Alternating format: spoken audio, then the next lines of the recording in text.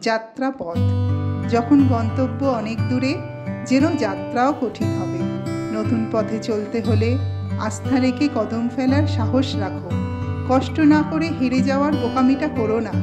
কখনো সফলতা, কখনো ব্যর্থতা আসবেই। সাফল্যের পরে কাজ করা বন্ধ করো না, ব্যর্থতার পরে চেষ্টা করা বন্ধ করো না।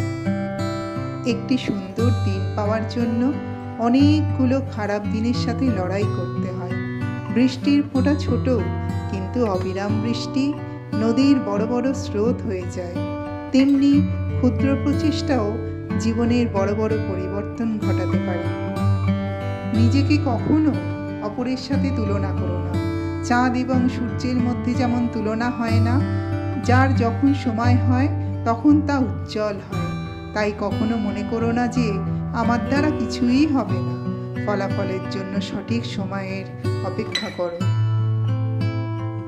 পথ চলতে অনেক যাত্রী পাবে। কেউ ভালোবাসতে শেখায়, কেউ ভালো বাঁচতে শেখায়। তবে ভিড়ের মাঝে হারিও না। ভিড় সাহস দেয় ঠিকই, কিন্তু পরিচয় কেড়ে নেয়।